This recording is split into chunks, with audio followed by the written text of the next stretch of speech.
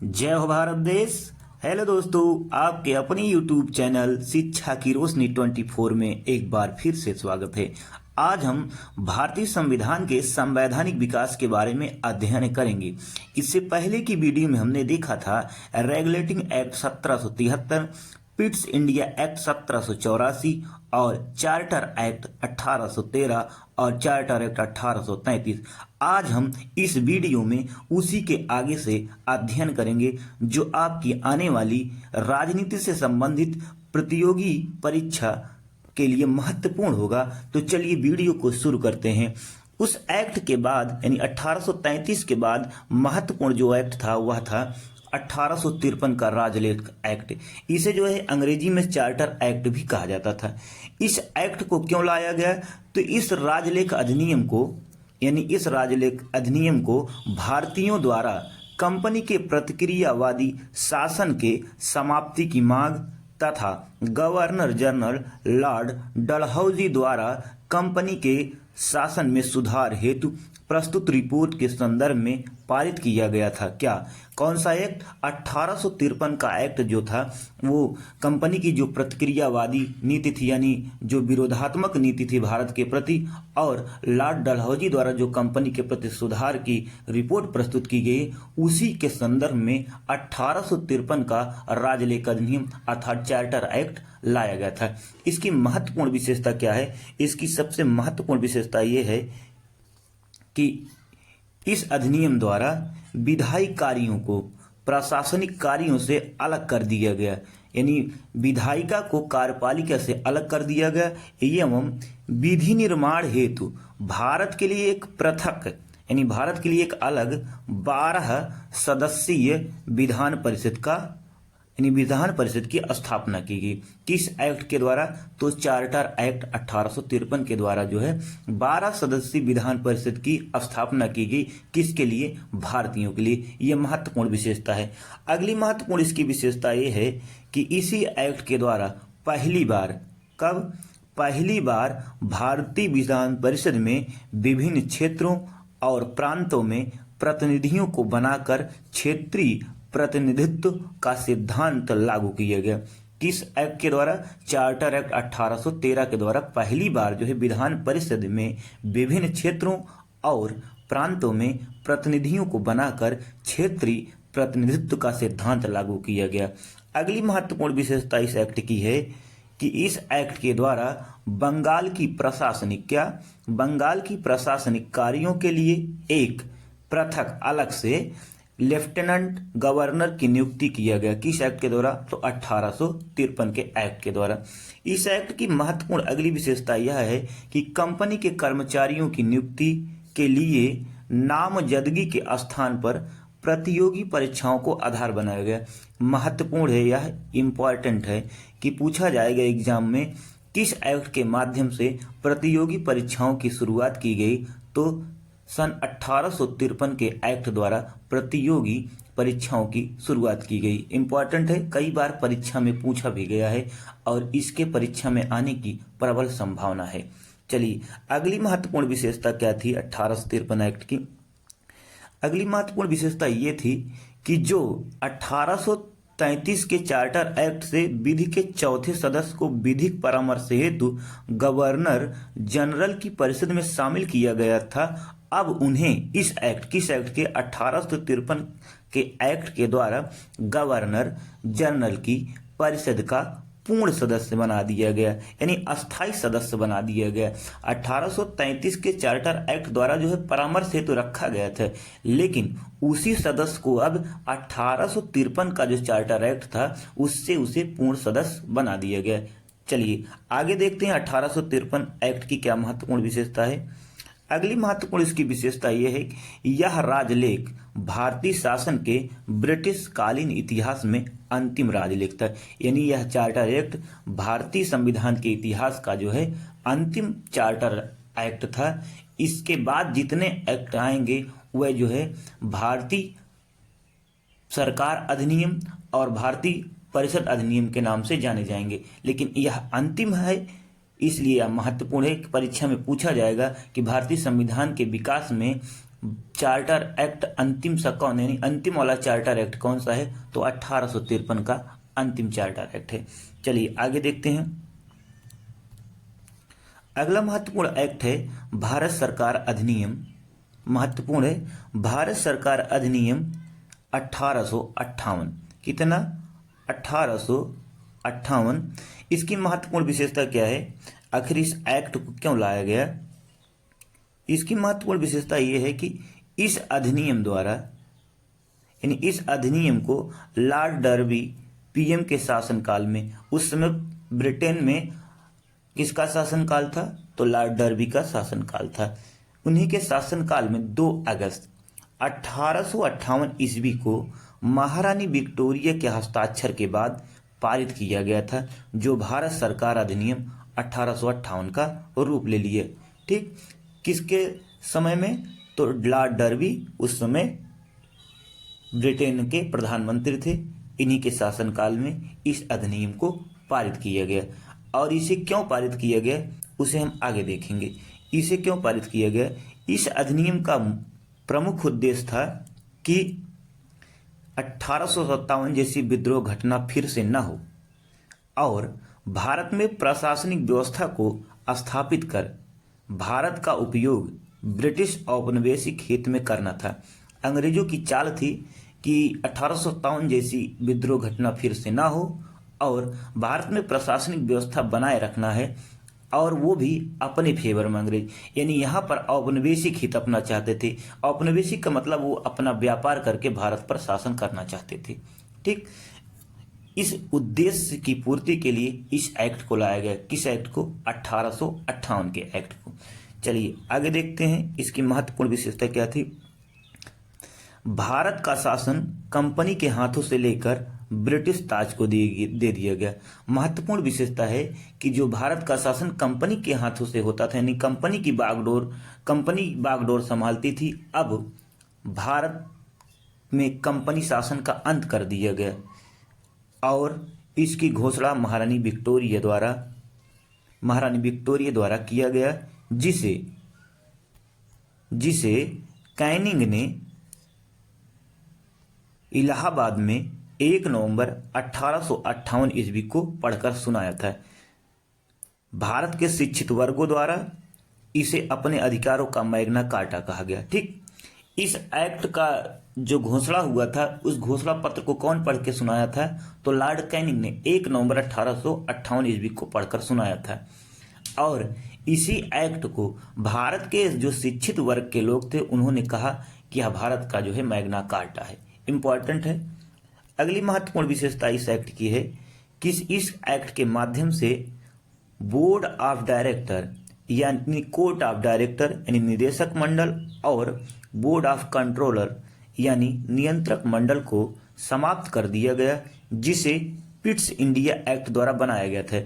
हमने देखा था कि अगले वीडियो में पिट्स इंडिया एक्ट द्वारा जो है कंपनी के कार्यों को 2 भागों में बांट दिया गया, board of director, board of controller. लेकिन 1858 के एक्ट द्वारा इसे जो है 1858 के भारत सरकार अधिनियम द्वारा इसको खत्म कर दिया गया। किसको?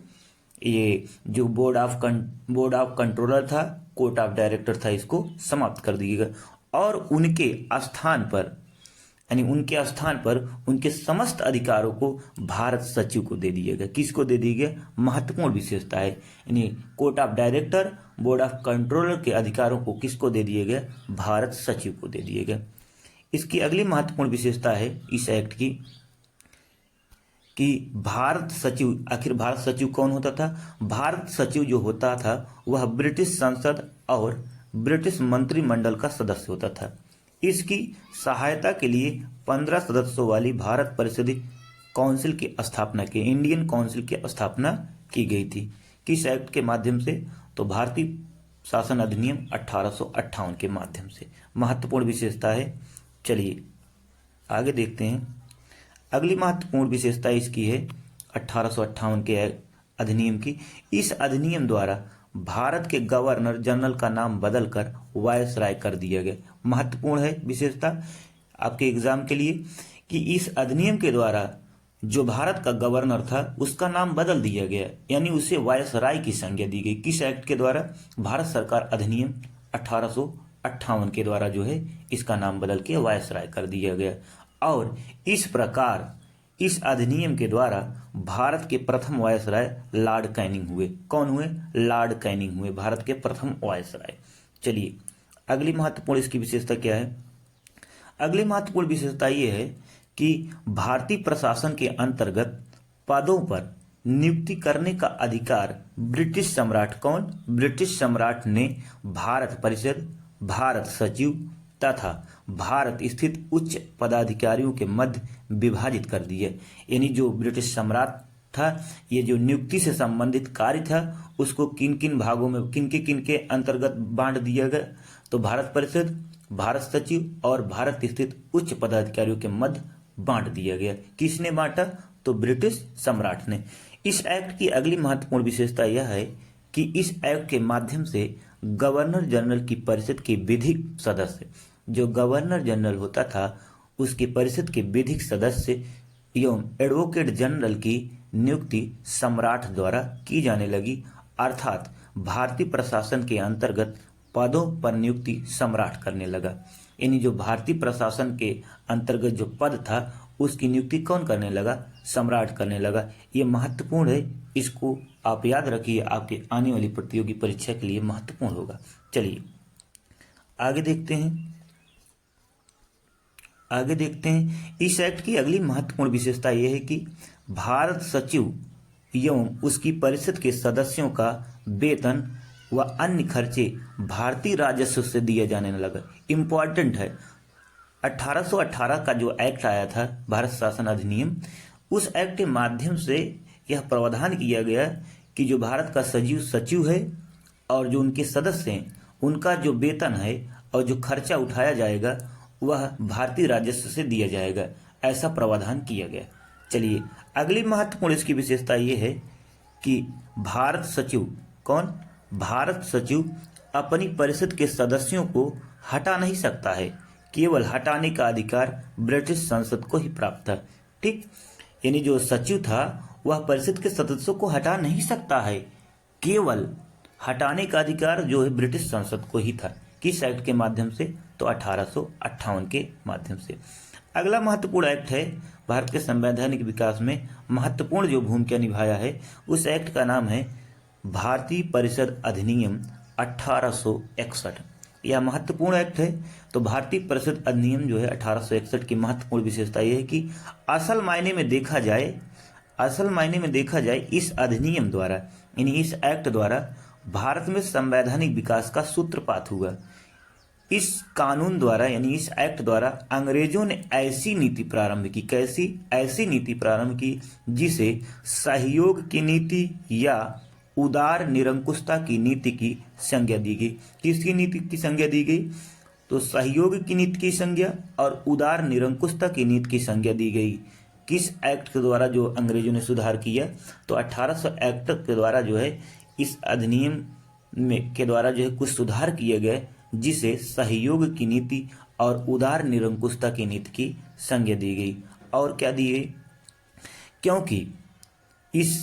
क्योंकि इसके माध्यम से सर्वप्रथम भारतीयों को शासन में भागीदारी बनाने का प्रयत्न किया गया। अर्थात देश के शासन प्रशासन में भारतीयों को कुछ हिस्सा लेना संभव बनाया गया। महत्वपूर्ण है कि परीक्षा में प्रश्न पूछेगा कि किस अधिनियम द्वारा भारतीयों को अपने शासन में कुछ हिस्सा लेना संभव बनाया गया। तो भारत परिषद अधिनियम 1861 द्वारा यह प्रावधान किया गया। कई बार परीक्षा में यह प्रश्न आया है और महत्वपूर्ण है, यह परीक्षा में प्रश्न आने की संभावना है। चलिए अगली महत्वपूर्ण इसकी विशेषता है 1861 की कि इस एक्ट द्वारा गवर्नर जनरल को विधायी कार्य हेतु नए प्रांत के निर्माण, यानी जो गवर्नर जनरल होता था विधायी कार्यों के लिए नए प्रांत का निर्माण करने एवं उसी प्रांत में जो नया प्रांत बनाया है उसमें गवर्नर एवं लेफ्टिनेंट गवर्नर को नियुक्त करने का अधिकार दिए गए। किस एक्ट के माध्यम से? तो 1861 के एक्ट के माध्यम से प्रावधान किया गया कि जो गवर्नर जनरल है विधायी कार्यों हेतु नए प्रांतों का निर्माण करेगा और निर्माण करने के बाद उसमें गवर्नर एवं लेफ्टिनेंट गवर्नर को नियुक्ति करेगा। ऐसा प्रावधान 1861 के अधिनियम द्वारा किया गया। इस एक्ट की अगली महत्वपूर्ण विशेषता ये है कि केंद्रीय कर्मचारियों यानी केंद्रीय कार्यकारिणी के सदस्यों की संख्या 4 से बढ़ाकर 5 कर दी गई। किसकी? इसी एक्ट के माध्यम से। किस एक्ट के माध्यम से? तो भारत परिषद अधिनियम 1861 के माध्यम से केंद्रीय कार्यकारिणी के सदस्यों की संख्या 4 से बढ़ाकर 5 कर दी गई। इंपॉर्टेंट है। और 5वें सदस्य के लिए योग्यता रख दी गई कि वह विधिवेत्ता होना चाहिए, यानी विधिवेत्ता होना अनिवार्य, यानी कानून का जानकार होना चाहिए। कैसा होना चाहिए? 5वां सदस्य कानून का जानकार होना चाहिए। ऐसी व्यवस्था 1861 के एक्ट के माध्यम से की गई। अगली महत्वपूर्ण इसकी विशेषता ये है कि इस एक्ट के माध्यम से भारत परिषद को विधायी संस्था बनाया गया तथा उसे भारत में रहने वाले सभी ब्रिटिश एवं भारतीयों पर कानून बनाने का अधिकार प्रदान किया गया। ठीक, महत्वपूर्ण विशेषता है। अगली महत्वपूर्ण इसकी विशेषता ये है कि इस एक्ट के द्वारा 1861 के एक्ट के द्वारा भारत में प्रतिनिधि शासन की शुरुआत की गई। किसकी? प्रतिनिधि शासन की शुरुआत की गई। चलिए आगे देखते हैं। अगली महत्वपूर्ण इसकी विशेषता यह है कि इस एक्ट के माध्यम से 1861 एक्ट के माध्यम से वायसराय कैनिंग ने विभिन्न विभाग भिन्न सदस्यों को दिए जो उस विभाग के प्रशासन के लिए उत्तरदायी होता था।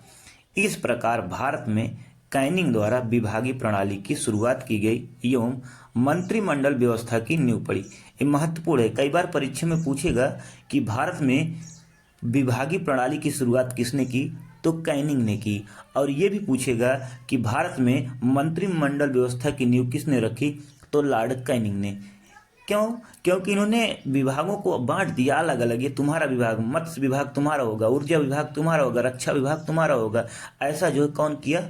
तो लॉर्ड कैनिंग द्वारा किया गया। इसलिए इसे विभागीय प्रणाली का जन्मदाता कहा जाता है और मंत्रिमंडल व्यवस्था का जन्मदाता कहा जाता है। ठीक, अगली महत्वपूर्ण इस एक्ट की विशेषता यह है कि इस एक्ट के माध्यम से भारत में मंत्रिमंडल व्यवस्था के जन्मदाता वायसराय माने गए। ठीक, अभी हमने इसको बताया कि भारत में मंत्रिमंडल व्यवस्था के जन्मदाता कौन है? तो वायसराय कैनिंग माने गए। ठीक, अगली महत्वपूर्ण इसकी विशेषता यह है इस एक्ट की, गवर्नर जनरल को संकटकालीन दशा में, किसको? गवर्नर जनरल को संकटकालीन दशा में विधान परिषद की अनुमति के बगैर, जो गवर्नर जनरल होता है वह विधान परिषद की अनुमति के बगैर ही अध्यादेश जारी कर सकता था। क्या जारी कर सकता था? अध्यादेश जारी कर सकता था। यानी अध्यादेश जारी करने की शक्ति किस एक्ट के द्वारा दी गई? 1861 के द्वारा दी गई। ठीक, परीक्षा में पूछेगा कि गवर्नर जनरल को अध्यादेश जारी करने की शक्ति किस एक्ट के माध्यम से प्रदान की गई? तो भारत परिषद अधिनियम 1861 वाले एक्ट के माध्यम से यह अधिकार दिया गया कि गवर्नर जनरल अध्यादेश जारी कर सकता है। इस एक्ट की अगली महत्वपूर्ण विशेषता यह है कि मद्रास व मुंबई की सरकारों को पुनः कानून बनाने तथा उसमें संशोधन करने का अधिकार दे दिया गया। क्या दे दिया गया?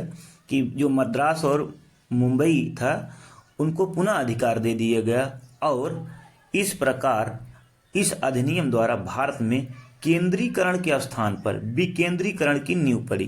किसकी नींव पड़ी? महत्वपूर्ण है कि पूछेगा कि भारत सरकार यानी भारत की शासन व्यवस्था में विकेंद्रीकरण की नींव किस एक्ट के माध्यम से पड़ी? तो 1861 के माध्यम से पड़ी। किस माध्यम से? 1861 एक्ट के माध्यम से भारत में केंद्रीकरण के स्थान पर विकेंद्रीकरण की नींव पड़ी। क्यों? क्योंकि पहले जो है पूरा कार्य जो है जो केंद्र में गवर्नर जनरल होता था वही कानून बनाता था। लेकिन अब क्या है, जो प्रांत में सरकारें हैं, मद्रास, मुंबई और बंगाल, ये सब जहां जहां की सरकारें थी वो भी कानून बना सकती है और उसमें संशोधन कर सकती है। अब अलग अलग हो गया, इसलिए विकेंद्रीकरण हो गया। यानी केंद्रीकरण का मतलब एक स्थान से संचालित होना, विकेंद्रीकरण का मतलब जगहों जगहों से संचालित किया जाने लगा जो है शासन की जो व्यवस्थाएं थी। ठीक, चलिए आगे देखते हैं। अगली महत्वपूर्ण इस एक्ट की विशेषता है कि इस एक्ट के माध्यम से बंगाल और उत्तरी पश्चिमी प्रांत एवं पंजाब में विधान परिषदों की स्थापना की गई 1861 एक्ट के माध्यम से। कि इसी अधिनियम के द्वारा बंगाल और उत्तरी पश्चिमी प्रांत एवं पंजाब में विधान परिषद की स्थापना की गई। किस एक्ट के माध्यम से? तो 1861 के माध्यम से की गई। चलिए आगे देखते हैं।